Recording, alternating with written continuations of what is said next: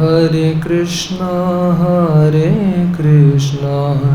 Krishna Krishna, Hare Hare, Hare Rama, Rama Rama, Hare Hare, Hare Krishna, Krishna Krishna, Hare Hare, Hare Rama, Rama Rama, Hare Hare, Hare Krishna, Krishna Krishna, Hare Hare, Hare Ram, Ram Ram, Hare Hare, Hare Krishna, Krishna Krishna, Hare Hare, Hare Rama, Ram Ram, Hare Krishna, Krishna Krishna, Hare Hare, Hare Rama, Rama Rama, Hare Hare, Hare Krishna, Krishna Krishna, Hare Hare, Hare Rama, Rama Rama, Hare Hare. Jai Srila Prabhupada ki.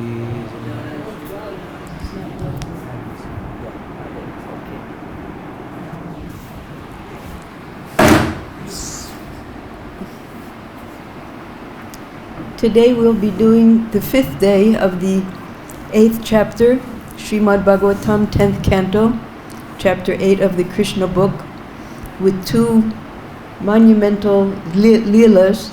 That is, when Krishna gets old enough, he joins with the other boys his age, the sons of the other Gopas, and they begin their mischievous acts all around Braj. And the second is when these same boys, along with Balaram, come to Mother Yasoda to complain to her that Krishna's eaten dirt. The narration of Krishna's naughty childhood activities would be presented to Mother Yashoda in the form of complaints. Sometimes Krishna would enter the house of a neighbor, and if he found no one there, he would release the cows before the time for the cows to be milked. The cows are actually supposed to be released when their mothers are milked, but Krishna would release them before that time, and naturally the cows would drink all the milk from their mothers. This is purport to Srimad Bhagavatam 10.8.29. So this was before Krishna started his calf tending leela with the boys. He had just learned how to walk, and now he was running around with the boys looking for naughty things to do. So when the mothers weren't around, he would let the calves go so they could drink all the milk of the cows. Actually, by the arrangement of Sri Krishna, the cow produces more milk than the calf needs. So that's why the calf is brought at the time of the milking, morning and evening. And the milk, particularly in the evening, is special because the cow has had exercise all day. And at night, when she's resting, the milk in the morning is very rich. So the calves, they drink up all that milk because Krishna lets them loose when nobody's there to watch him. When the cowherd men saw this, they would chastise Krishna and try to catch him. They would chase Krishna and try to catch him, saying, "Here is Krishna doing mischief." But he would flee and enter another house, where he would again devise some means to steal butter and yogurt. Then coward men would again try to capture him, saying, "Here is the butter thief, better capture him." And they would be angry, but Krishna would simply smile and they would forget everything. Sometimes in their presence he would begin eating the yogurt and butter. This is purport to Srimad Bhagavatam 10.8.29. So there's a saying, idle brain is devil's workshop. So because Krishna yet didn't have any engagement, he wasn't yet old enough to herd the calves with the other boys, he would just go from house to house looking for mischief to do. And the gopas and the gopis, they would pretend to be angry, but actually they loved it when they came to his house, to their house, and they loved his smiling. And right in front of them, he would eat the butter and the yogurt. There was no need for Krishna to eat butter, since his belly was always full, but he would try to eat it, or else he would break the pots and distribute the contents to the monkeys. In this way, Krishna was always engaged in mischief making. If in any house he could not find any butter or yogurt to steal, he would go into the room and agitate the small children sleeping there by pinching them, and then they cried, and when they cried, he would go away. Purport to Srimad Bhagavatam 10:29. This is Krishna. He's teaching the gopis that they better have some butter for him, otherwise he's going to pinch their babies. And the monkeys, they were his friend, so he would make sure they got enough also. They would be waiting.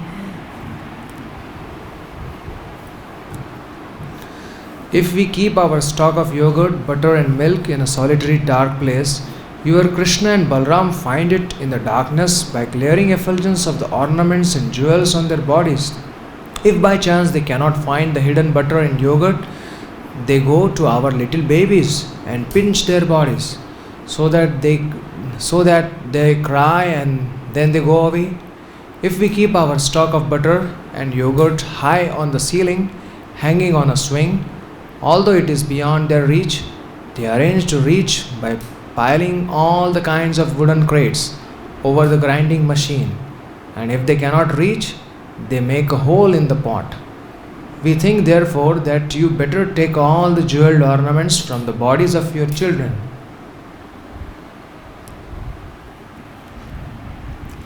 So this section is particularly pleasurable to hear how Krishna is doing so much mischief with the gopis, and they're also enjoying it.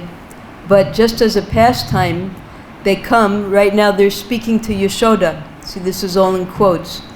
They're complaining to her what Krishna and Balaram do, how they break the pots, how they pile up different things so that they can reach the pots, and their jewels are so brilliant that they suggest that why not take the jewels off of them, then they won't be able to see where we hide all of our yogurt and butter.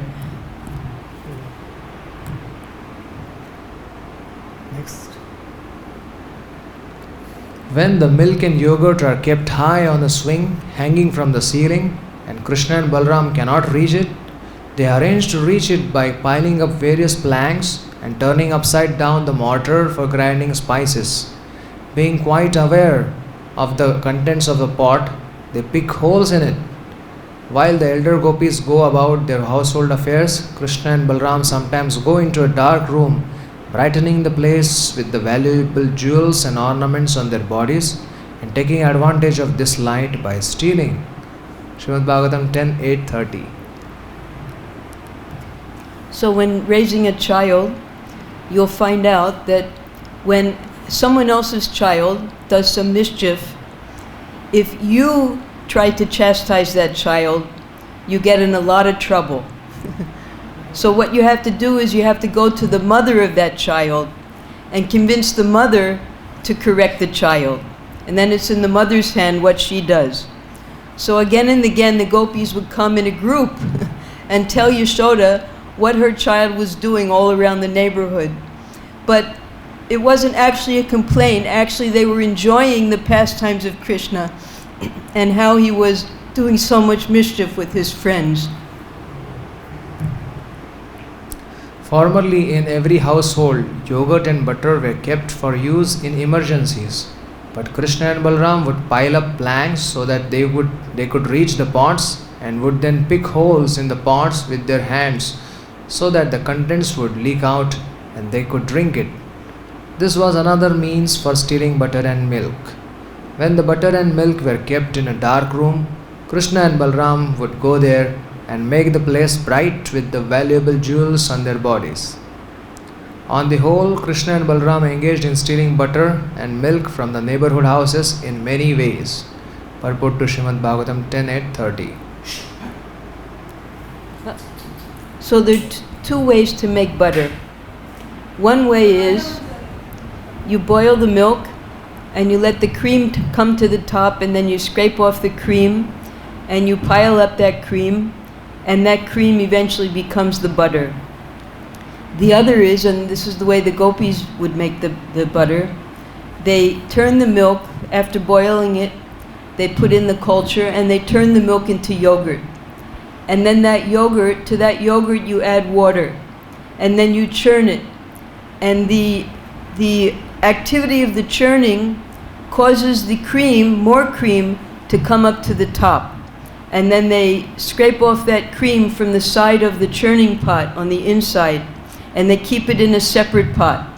So because of this daily activity of making the yogurt and then churning the yogurt and then scraping off the butter and keeping it in a separate pot, they would always have yogurt and butter pots in the house because they were always in the process of this. On hearing this, Yashoda would say, "All right, I will take all the jewels from Krishna so that he cannot see the butter hidden in the darkness." Then the gopis would say, "No, no, don't do this. What good will you do by taking away the jewels? We do not know what kind of boys these are. But even without ornaments, they spread some kind of effulgence so that even in darkness they can see everything." Krishna book, chapter 8. So Krishna and Balaram were so naughty, but they weren't alone. They see underneath, they taught all the young boys their age to help them with their mischief. So they would go in a group, and that way they would enjoy one person. They would stand up, pile up on top of each other so Krishna could reach it, and they would take their sticks and poke holes in the pots, and in that way they would get lots of butter and yogurt, enough to even feed to the monkeys. And then when the monkeys were so full they couldn't eat anymore, then they would say that it was useless butter. Then Mother Yashoda would inform them, "All right, keep your butter and yogurt carefully so that they may not reach it." In reply to this, the gopis said, "Yes, actually we do so, but because we are sometimes engaged in our household duties, these naughty boys enter our houses somehow or other and spoil everything. Sometimes, being unable to steal our butter and yogurt, out of anger they pass urine on the clean floor and sometimes spit on it." Krishna book, chapter 8. So we'll read up ahead. Prabhupada was describing to the artists how to paint pictures and what this Leela was. And he didn't use the word spit when he was telling them that Krishna would go to a clean part of the house and pass urine, and then he would pitu, like that. But how can you write pitu? So when they wrote the Krishna book and the Srimad Bhagavatam, they put in the word spit. So in the recording you hear patu. No, you'll see it. Okay. Just see your boy now. He is hearing this complaint. All day they simply make arrangements to steal our butter and yogurt, and now they are sitting just like very silent good boys. Just see his face. When Mother Yashoda thought to chastise her boy after hearing all the complaints, she saw his pitiable face, and smiling she did not chastise him. Krishna book, chapter 8. Actually, he was too young to chastise at this time. He was only 2 or 3 years old. So they were taking pleasure. It was giving them a nice excuse to come and see Krishna, come to Mother Yasoda's house and complain about him, and at the same time see his beautiful face. When Krishna is caught in his naughty activities, the master of the house will say to him, "Oh, you are a thief," and artificially express anger at Krishna. Krishna will then reply, "I am not a thief, you are a thief." Sometimes, being angry, Krishna passes urine and stool in a neat, clean place in our houses. But now our dear friend Yashoda, this expert thief is sitting before you like a very good boy. Srimad Bhagavatam 10:8-31. So is it true what Krishna said? He's calling them a thief. Yes, they're thieves because actually everything belongs to Krishna. And everything should be offered to him, but they've forgotten. They're thinking it's their yogurt and butter. Actually, it all belongs to Krishna. Sometimes all the gopis would look at Krishna sitting there, his eyes fearful, so that his mother would not chastise him. And when they saw Krishna's beautiful face, instead of chastising him, they would simply look upon his face and enjoy transcendental bliss. Mother Yashoda would mildly smile at all this fun, and she would not want to chastise her blessed transcendental child. Srimad Bhagavatam 10:8-31. So for them this was a Delhi play, Delhi pastime. They would look forward to Krishna coming to their house to steal their butter and yogurt, and then they would have even more fun coming to Yashoda to complain, and then they would get to see Krishna enjoying this pastime of pretending to be afraid of his mother and pretending to be that he might be chastised and begging his mother not to chastise him. And so they were all enjoying this so much until he got a little older, when he could start going out with the calves. Krishna's business in the neighborhood was not only to steal, but sometimes to pass stool and urine in a neat, clean house. When caught by a master of the house, Krishna would chastise him, saying, "You are a thief." Aside from being a thief in his childhood affairs, Krishna acted as an expert thief when he was young by attracting young girls and enjoying them in the Ras dance. This is Krishna's business. He is also violent as the killer of many demons. Purport to Srimad Bhagavatam 10:8-31. Whatever you see here in the material world is simply a perverted reflection of Krishna's behavior and his attributes in the spiritual world. So here we have thieves, we have murderers, we have violent people, and Krishna also was a thief. What did he do? He stole all the gopis' clothes so they couldn't come out of the water. And then he tricked them. He made them all come up into out of the water and offer obeisances to them, telling them that they had committed a great offense by bathing naked. And then to consummate their desires to have Krishna as a husband, he arranged for the next year to have the rasa dance with all these same girls. So Krishna had wonderful activities in all the different rasas, and all these rasas originate with Krishna and his devotees in the spiritual world.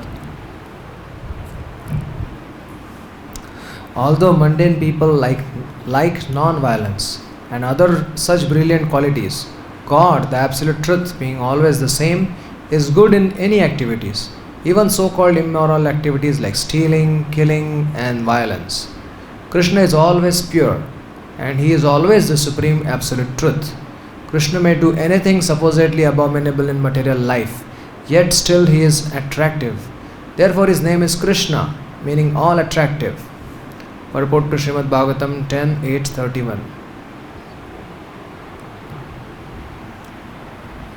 So Krishna is the supreme controller, and he makes all the rules. He also breaks all the rules. And in Braj we see that especially. He goes out of his way to do so much mischief, beginning as a little child. And from the time he's just a small 6-year-old baby, he's already engaged in killing. First he kills Putana, then Shakatasura, then Trinavarta. Now he's engaged in his stealing activities, and he's teaching all of his friends to become great thieves as well. This is the platform on which transcendental loving affairs and services are exchanged. Because of the features of Krishna's face, the mothers were so attracted that they could not chastise him. Instead of chastising him, they smiled enjoyed hearing of Krishna's activities. Thus the gopis remained satisfied and Krishna enjoyed their happiness.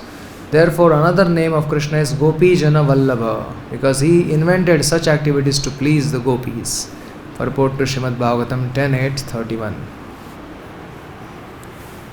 So this last line, he invented such activities to please the gopis. So although he would go to one gopi's house and do some type of mischief, then when they were chasing him, he would run into another gopi's house and do something else. Finally, they would all come together to complain to Mother Yasoda and share with each other which mischief he had done in their house. Meanwhile, they got to see this beautiful young boy Krishna, and there was no way that Mother Yasoda was able to chastise him. Another day, when Krishna and Balaram were playing with their friends, all the boys joined Balaram and told Mother Yashoda that Krishna had eaten clay. Krishna book chapter 8. One day while Krishna was playing with his small playmates, including Balaram and other sons of the Gopas, all his friends came together and lodged a complaint to Mother Yashoda. Mother, they submitted, Krishna has eaten earth. It's Srimad Bhagavatam 10.8.32.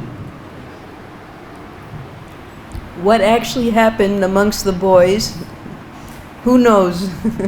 We'll have to go there to find out. Some acharyas say that Balaram and Krishna, they got angry at Krishna, so they decided to make up this trick so Krishna would get in trouble with his mother. But Krishna has another story.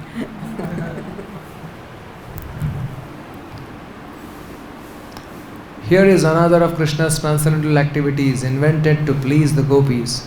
First, a complaint was lodged with Mother Yashoda about Krishna stealing, but Mother Yashoda did not chastise him. Now, in an attempt to awaken Mother Yashoda's anger so that she would chastise Krishna, another complaint was invented that Krishna has eaten earth. It's purport to Srimad Bhagavatam 10.8.32. So now you see this picture here. We're going to hear this story. You won't be able to read it because it's in small print, but I'll show the full picture. This is the original picture of Krishna showing his mother that he hadn't eaten dirt. That was in the original Krishna book. And then there's another artist, an early devotee named Janava Devi Dasi.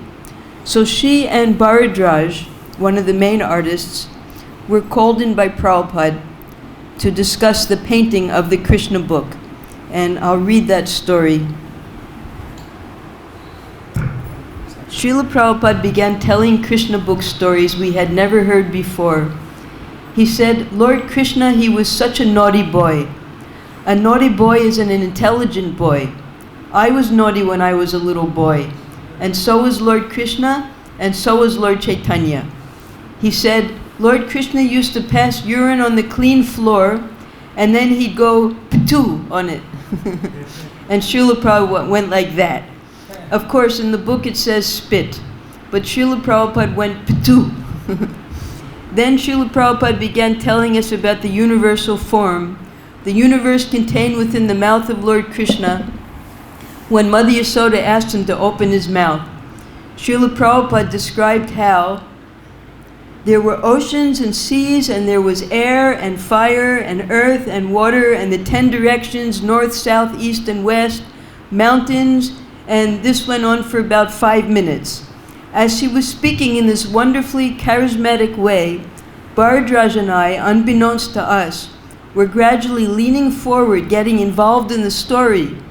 Then at one point, Srila Prabhupada said to Bharadraj, now you paint that. It was such a shock. It was a double shock because we were coming closer and closer, and we weren't expecting Srila Prabhupada to suddenly say that. And it was also a shock to be asked to paint it. Bharadraj almost lost his balance, and I fell backwards too.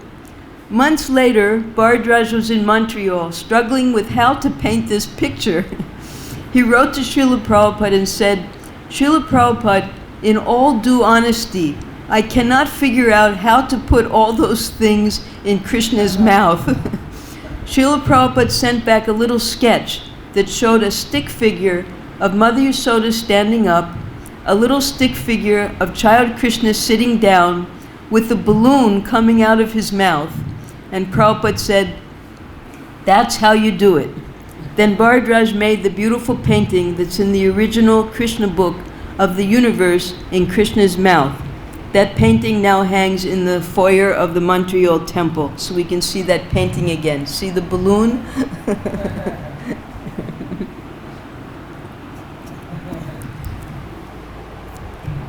On hearing this, Mother Yashoda caught hold of Krishna's hand and said, "My dear Krishna, why have you eaten earth in a solitary place?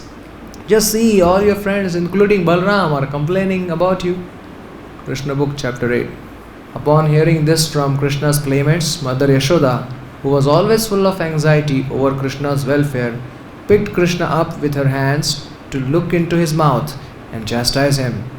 Her eyes fearful, she spoke to her son as follows: "Dear Krishna, why are you so restless that you have eaten dirt in a solitary place?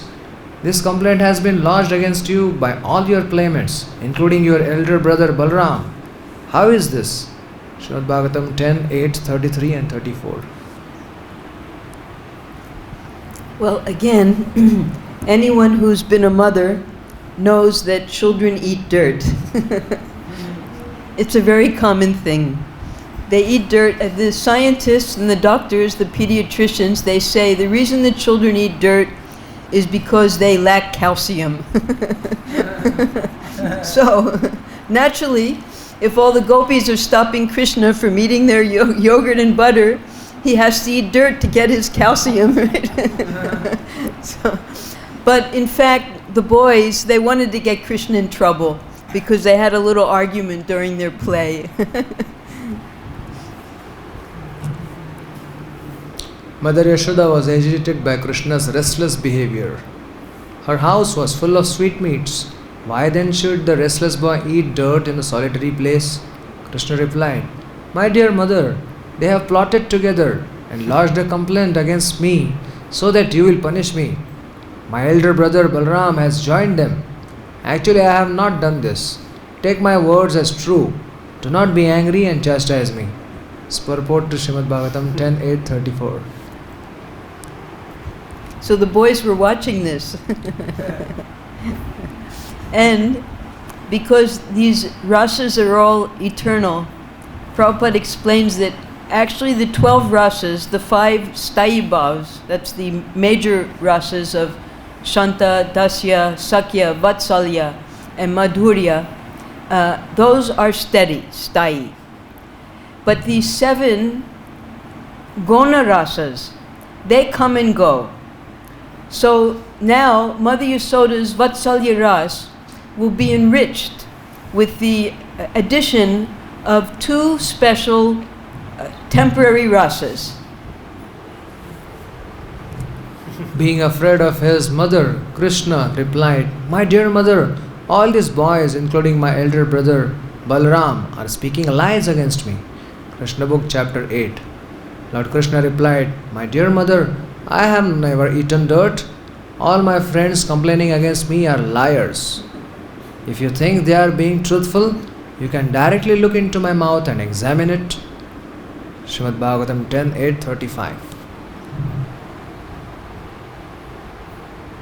Krishna presented himself as an innocent child to increase the transcendental ecstasy of maternal affection, as described in the Shastra. Tadana bhayat mithyoktir vatsalya rasaposhika.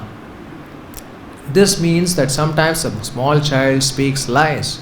For example, he may have stolen something or eaten something and yet deny that he has done so. We ordinarily see this in the material world, but in relation to Krishna it is different. Such activities are meant to endow the devotee with transcendental ecstasy. Report to Srimad Bhagavatam 10:8, 35. Yes, so this is a special pastime. Just as later in the Dwarka Leela, we find that Krishna, because his wife, principal wife Rukmini, she was of the temperament, very submissive always serving him, very gentle. She never got angry. She never got annoyed with him. She never chastised Krishna, as wives often do to their husbands. Never. So Krishna wanted to see that side of her. And he devised some way to develop her anger, or he tried to, but it failed. So in this pastime, Krishna's trying to see Mother Yasoda get angry at him.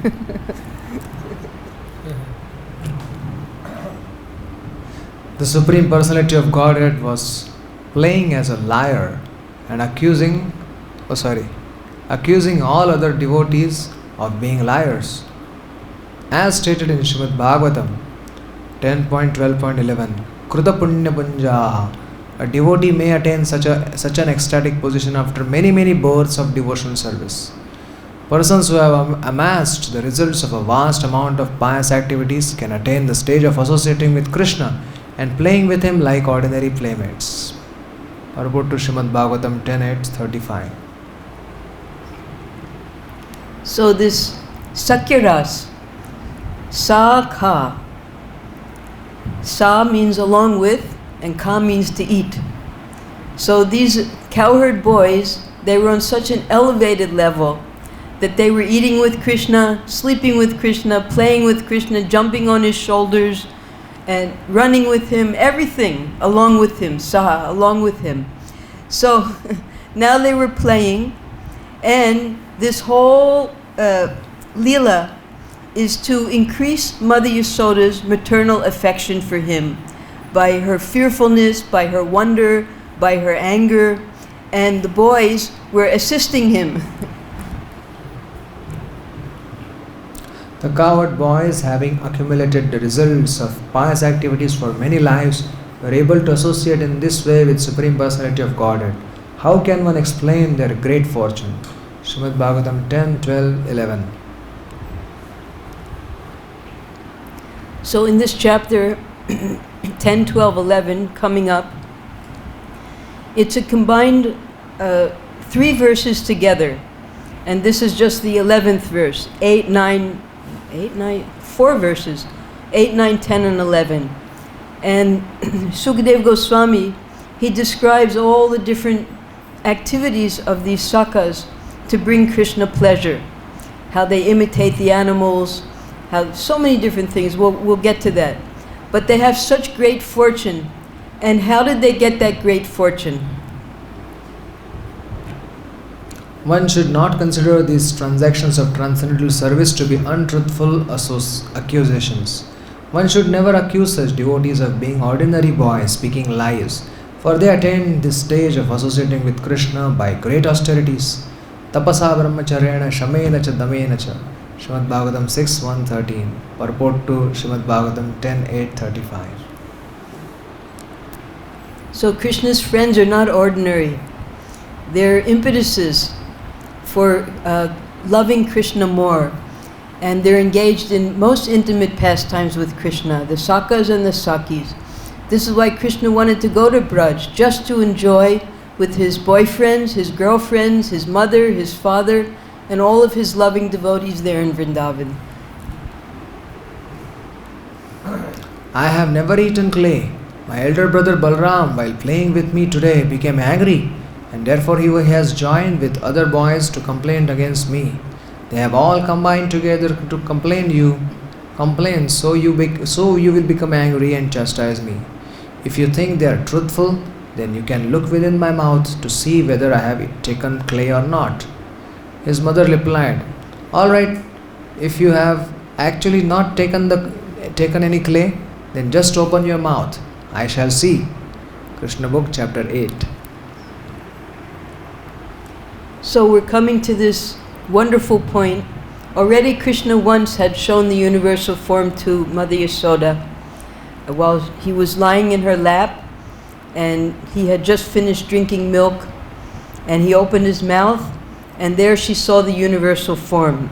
But quickly after that, because she became bewildered, Krishna covered her with his Yogamaya potency and she forgot. Now this second time, he's going to show her the universal form. Later, Mother Yasoda, in the next few chapters, we're going to experience the topmost of all Vatsalya Ras Leelas. And that's when Mother Yasoda ties Krishna up to finally chastise him. She's heard too many complaints against him. She feels it's her duty as a mother. She has to train him to stop this stealing and lying. So here he's going to show her his universal form within his mouth. That means she's tying up the whole universe in the form of her little child. But Duryodhana, he also tried to tie up Krishna when Krishna came to make the peace treaty in a mood of an enemy, in a mood of anger and hatred. And Krishna just laughed at him. He says, "You can't tie me up." And then he showed just a partial manifestation of that universal form to him. But Duryodhana wouldn't even accept that that was Krishna in the universal form. He said, "Oh, it's just some of Krishna's mystic potencies."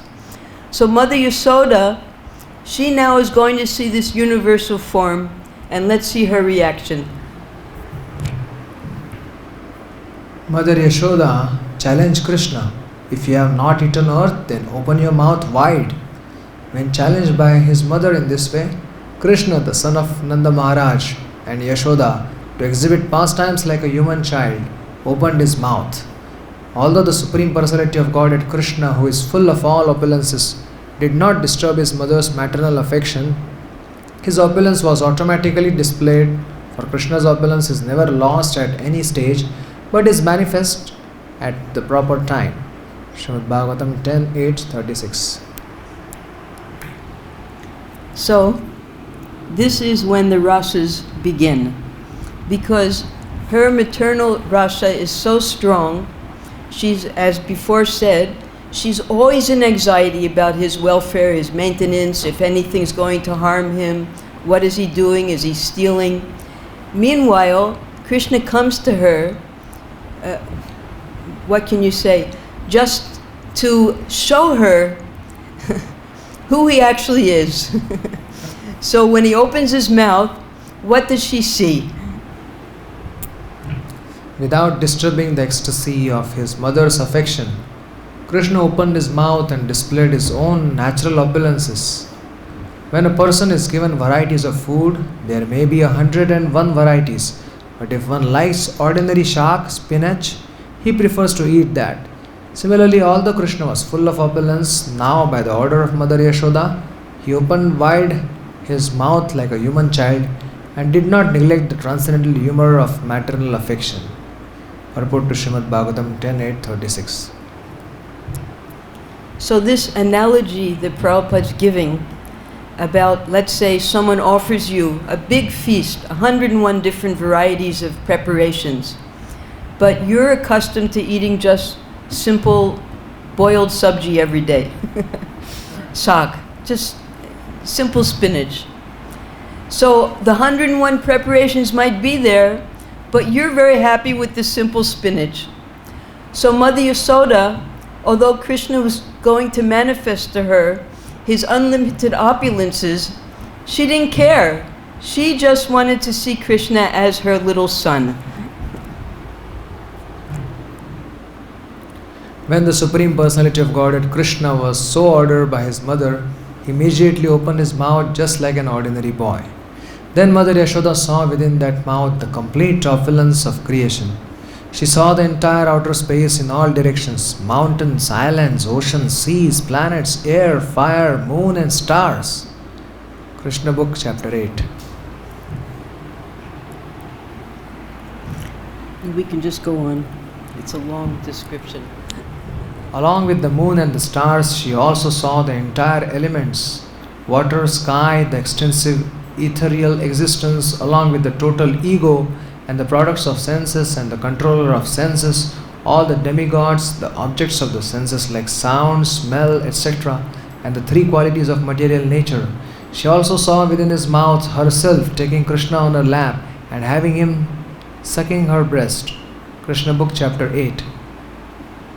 When Krishna opened his mouth wide by the order of Mother Yashoda, she saw within his mouth all moving and non-moving entities, outer space and all directions, along with mountains, islands, oceans, and the surface of the earth, the blowing wind, fire, the moon, the stars. She saw the planetary systems, water, light, air, sky, and creation by transformation of Ahankara. She also saw the senses, the mind, sense perception, and three material qualities: goodness, passion, and ignorance. She also could perceive that within his mouth were all living entities, eternal time, material nature, spiritual nature, activity, consciousness, and different forms of whole creation. Yashoda could find within the mouth of her child everything necessary for cosmic manifestation. Krishna Book, Chapter 8. So Krishna didn't only show the material manifestation, he also showed the spiritual world to her. And Krishna did that a second time to all the inhabitants of Vrindavan. They were very curious. Now he's showing the entire cosmic manifestation. That means both the spiritual and the material world. Mother Yasoda even sees herself within his mouth, which is, it would cause anyone to become imbalanced when you see all of this in your little child's mouth. She saw the time allotted for the living entities. She saw material instinct and the reactions of, she saw natural instinct and the reactions of karma. And she saw desires and different varieties of bodies, moving and non-moving. Seeing all these aspects of the cosmic manifestation, along with herself and Vrindavan Dham, she became doubtful and fearful of her son's nature. Srimad Bhagavatam 10:8-37-39. So now these secondary rasas are making their appearance to enrich this maternal affection for Krishna. She's becoming fearful. She doesn't know what's happened to her son. She's in total amazement. She's in doubt. So all of these temporary manifestations of these humors, of these different emotions towards Krishna are manifesting in her heart just to enrich her maternal love for him. All the cosmic manifestations consisting of gross and subtle elements as well as means of their agitation, the three gunas, the living entity, creation, maintenance, annihilation, and everything going on in the external energy of the Lord. All this comes from the Supreme Personality of Godhead, Govinda. Everything is within the control of Supreme Personality of Godhead. This is confirmed in the Bhagavad-Gita 9.10. Maya dakshena prakriti suyate sacharacharam. Everything in the material nature, Prakriti, works under his control. Purport to Srimad Bhagavatam 10:8-37-39.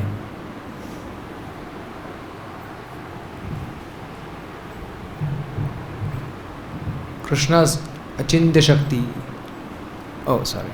Because all these manifestations come from Govinda, they could all be visible within the mouth of Govinda. Quite astonishingly, Mother Yashoda was afraid because of intense maternal affection. She could not believe that within the mouth of her son such things could appear. Yet she saw them, and therefore she was struck with fear and wonder. Purport to Srimad Bhagavatam 10:37-39. So we know that Krishna has Achintya Shakti. That means we can't understand how his energies are working. He's the controller of Maya. Maya means there's Yoga Maya and there's Maha Maya. And he controls both of them. They're both his maidservants. He enjoys with Yoga Maya in the spiritual world, and indirectly he's also overseeing all the activities in the material world through his different potencies. Now, he has come here to manifest some of his Leela within the cosmic manifestation. He comes regularly to manifest these Leelas as an invitation for us to come back and enjoy with him in the eternal spiritual realm. But at the same time, while he's within the cosmic manifestation, that cosmic manifestation is within him. And that's the proof, because when he opened his mouth, Mother Yasoda was able to see the entire creation, both spiritual and material. So this is quite amazing, especially for a mother to see in her child's mouth, and therefore Mother Yasoda is now experiencing both wonder and fear, two of the temporary rasas. There are 5 main rasas: neutrality, servitude, friendship, parental love and conjugal love, and 7 secondary rasas: hasya, humorous, adbhuta, wonderment, karuna, pity, raudra, anger, veera, chivalry, bhayanaka, fearsome, bibhatsa, horror. The supreme object of them all is Sri Krishna himself. The 7 secondary rasas sometimes appear and disappear to enrich the flavors and tastes of the primary ones. After enriching the primary rasas, they disappear. So these are temporary manifestations of the secondary rasas that Mother Yasoda is experiencing. This science of bhakti, when we hear the different leelas of the Lord, we can analyze these rasas and the different manifestations of love and ecstasy and see everything fits in exactly because it's very scientific. All of the reactions that the devotees of the Lord experience when they see Krishna's pastimes, when they take part in his pastimes, and everything can be classified and categorized if we choose to. If we choose to do those things, we can understand the rasas in that way. So here, in this Leela, Mother Yasoda, in her Vatsalya Ras, is now experiencing Adbhuta Ras and Bhayanak Ras. These both things, they're congenial with Vatsalya Ras. Some of the rasas are friends and some of them are enemies. So in this particular pastime, the two friends of Vatsalya Ras are enriching the love of Mother Yasoda. In the creation of the Lord, there is nothing more than the above-mentioned standard 12 rasas in the matter of dealing with one another. Activities of living being are accelerated by one of the rasas, either in its original form or in a perverted form. But all the rasas are emanation from the transcendence. Is BTG of 1960. So, Srila Prabhupada explains in his Bhagavad-Gita introduction how everyone serves. That's our dharma. That's the constitution of the living entity. And if we're not serving another human, then we'll get a dog or we'll serve something because we must serve. So all of these service mentalities are originating in the transcendence. When we serve Krishna in our eternal relationship with Krishna, these 12 rasas are there. And when we choose to turn away from Krishna, we have the same 12 rasas, but with other living entities, and therefore those relationships are all temporary. So once we understand this science, because from knowledge comes happiness. So when we understand that either in the material world or in the spiritual world, there are only these 12 standard rasas, an intelligent person will choose to exchange in these rasas with the Supreme Lord Krishna, because any other exchange of love is temporary and ends in death. In his childhood, Krishna played just like an ordinary child. But when his mother Yashoda wanted him to open his mouth so that she could see whether he had eaten dirt, within his mouth he showed her all the universes. This is Krishna. Although he plays just like an ordinary human being, when there is a need, he shows his nature as God. His teachings of Queen Kunti. So Krishna comes to enjoy also. That's Krishna's whole The whole purpose of life is happiness and enjoyment. So Krishna's enjoying, and enjoyment, the more the merrier. So he never enjoys alone. You'll never see a picture, a bona fide picture of Krishna alone. He's always with a cow, or cowherd boy, or his mother, or his girlfriends, enjoying some type of rasa. So Mother Yasoda, she being the devotee of Krishna in that Vatsalya Ras, she only wanted to enjoy Krishna with Krishna as her son. She had no interest in Krishna as God.